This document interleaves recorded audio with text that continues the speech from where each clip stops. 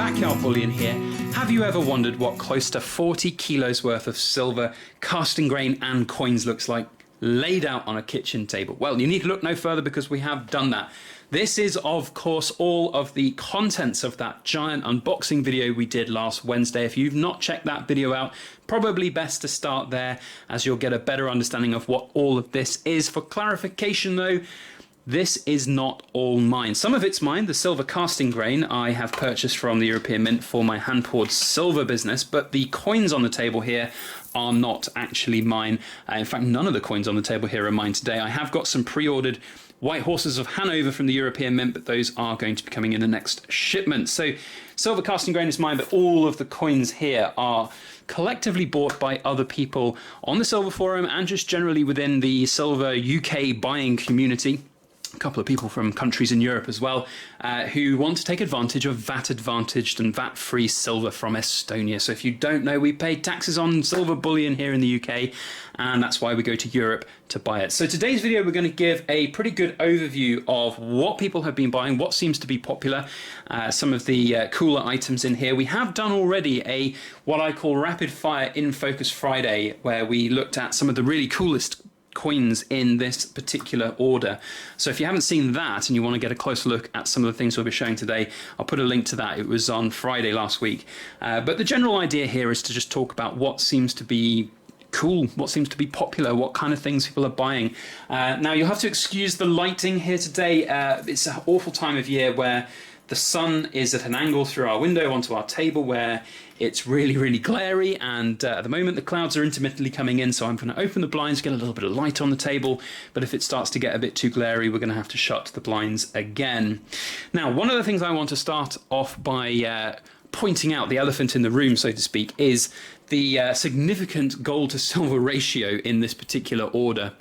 So we have here the only bits of gold ordered in this order, 2 grams worth from the Royal Canadian Mint, 2 maple grams. Now that is simply because in the UK the silver side of things is just so expensive from dealers that we don't bother. We go to European dealers, but gold is still very decently priced.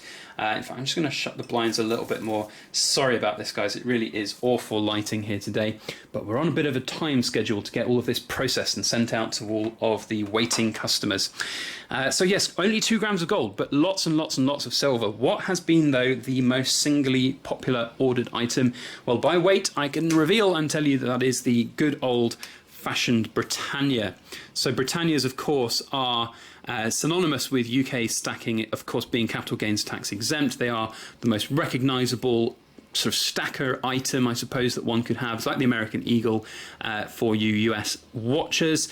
You know, they are just simply the thing to stack in bulk if you wanted to just go after silver. Which is evidently what a lot of people have done, because we have 175 of them in total ordered, all laying up in tubes at the back here. Not going to open and crack open every single tube, but for any of you out there who are conspiracy theorists that say I don't always have as much silver as I say, they're all full of silver, which is really nice to see.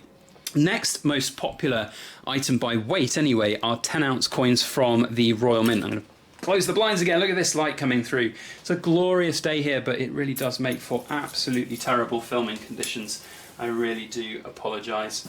Maybe one day I'll have my own kind of filming studio or something with proper lighting. That's a little better. So anyway, 10-ounce coins from the Royal Mint are the next big thing. We've got some Queen's Beasties represented here, as well as the 10-ounce Valiants. Really, really cool coins from the Royal Mint. I am enjoying their 10-ounce coins that they're making, especially the Queen's Beast. I mean, who doesn't like a 10-ounce Queen's Beast coin? These are the bull. I think they're the latest 10-ounce coins to come out. Not everybody's favourite design being the bull, but you know, the 10-ounce coins generally, I think, are really, really good. Tactical hiding behind the camera there. They're really good. I like these 10 ounces. I think they're very, very attractive. I think that they're holding their premiums quite well, certainly from the earlier releases. How much they will for the later releases is still to be seen, but generally speaking, they are pretty tidy pieces of silver to have. And I've always said that I would prefer to have some 10-ounce coins rather than 10 1-ounce coins. That's just generally my preference. I like the size of these. I think the detail is exemplified a lot nicer than the smaller smaller 2-ounce versions. Now there are a few 2 ounces in this pile of silver somewhere. I'm not entirely sure where they've gone. I have honestly put some effort into making this a little bit more of an organised mess. Here we go. Here's one of the bodybuilder of Mortimer, the White Lion of Mortimer, in 2 ounces. I'm surprised though that there's not more 2-ounce Queen's Beast coins being picked up. I suspect that the people who want to buy them have already done so. I know there's going to be quite a lot of White Horse of Hanover buying, and that's one of the ones that I've got on pre-order at the moment. But at the moment, the Queen's Beasts 2 ounces anyway have seemed to not garnered quite as many orders, which I think is very interesting. So Royal Mint, very well represented in this pile of silver. Now that the light's gone back down again, we can open the blinds a little while. Gosh, it's absolutely awful here. So Royal Mint, very well represented. There are a lot of other mints well represented within this order though, one of which is the Perth Mint, and the Perth Mint always does, synonymous with quality. They do really good work. Now, one of the cool items that I've spied in this particular order is the Kookaburra, the 10-ounce 30th Anniversary Kookaburra. Now, I did an In Focus Friday on the 1-ounce version, and I have to say the 10-ouncer is absolutely awesome. It's a real chunky monkey coin. When you put it in perspective with one of the Royal Mint 10 ounces, you can see that the size difference is quite significant. They're a lot thinner from the Royal Mint, and that's, I think, quite interesting design decision, but you still nevertheless get some really good detail coming out onto these if we can get the camera to even focus on it. It's really nice, and makes it very obvious that it is in fact sitting on a tin shed rather than a bench like I originally said in one of my videos. So I think that's really cool. Perth Mint though is very well represented. There's some other cool items in here like the dragons and tigers. Those are really nice sort of high premium silver, really very good designs. I mean, you can see there, look at the level of care and attention and design that's gone into this particular coin, and manufacturing, just everything really good. What is nice to see though is that there's a few, if I can find them, I think those are the Perth Mint ones. There are some Royal Australian Mint coins in here somewhere, which is really nice to see. I'm not seeing them off the top of my head. If we see them, I'll pick them up and show them. But there are some Royal Australian Mint coins which are coming out, and they are performing really well. They're doing really good jobs on their quality, and that's really nice and refreshing to see. Canadian Mint is represented somewhat, although not very much. There's 19 actually, technically, of the sort of 2020 maples.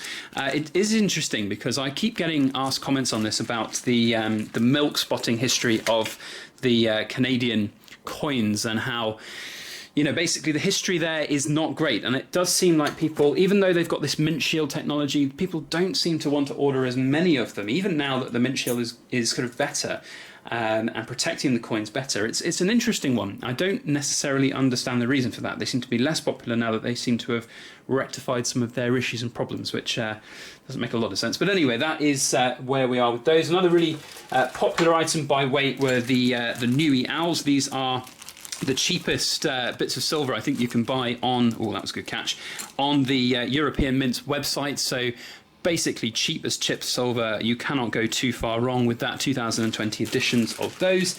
There's some Krugerrands in here as well, but not too many. A few other Royal Mint coins, the Oriental Border Britannias. So these are the 2019s. Now the 2020 Oriental Borders are out at the moment, but I haven't picked any up just yet myself. I'm a big fan of this series. Those will likely be added to the next order as we go through. As you can see as well, there have been some copper rounds ordered as well. Some interesting copper designs coming out there. Not overly bothered about copper investing. As I said before, it's not really investing in copper itself. You're investing in the design of it. It's a bit more of a novelty style item than anything else. Now these are really cool. The Terra Novas, and I absolutely love these. And if you have not seen them in yesterday's video, get one for either side. There we go. So we've got the whole planet. If you've not seen these in yesterday's Friday's In Focus Friday video, go and check them out because they are absolutely awesome. Really cool. I was a bit skeptical about them and how they'd look, but they actually have turned out really nicely. So go and check that out if you want more information on them. Otherwise, that is ultimately it. There's quite a lot of other little bits and bobs here. Some random year Britannias. I want to I want to finish up. Sorry, talking about the European Mint orders generally. So for those of you who have been joining this order. Thank you. It really does help making content here on our channel. But the European Mint always seem in my head to do a really good job, and I've been working with them for a very long time. So if anybody wants any more information on them as a business, then please feel free to get in touch. If you've got any questions about how the group orders work, then let me know as well. But yeah, the European Mint I've been working with them for what, like 3 years now, I think, something like that, close to 3 years, for things like casting grain, but also just generally for buying silver coins and things. And they've always done me well. They've always done me proud. Really, really good company. And you know, I have seen quite a lot of people talking about you know, some of their coins not being necessarily the best price stuff. You know, ultimately every dealer has their own right to go and price what they want. I think generally speaking, the European Mint are one of the cheapest dealers for the majority of the coins that they offer. It tends to be the kind of more generic bullion, and it all is a sort of economy of scale. So for those people out there who would you know, perhaps look to comment on price points for certain premium items, which you will as a business not get a good wholesale price for unless you buy thousands of them, which is not necessarily practical for every business. You know, always things to think about like that. So thumbs up to the European Mint. Thank you to all of their help. I know their staff there have been really, really working so hard on getting this organised and sent out to us, because we were on quite tight deadlines, and it's good that we got this all out and done before any potential isolation lockdowns and things like that from the current world situation. So yeah, job well done. Thank you to them.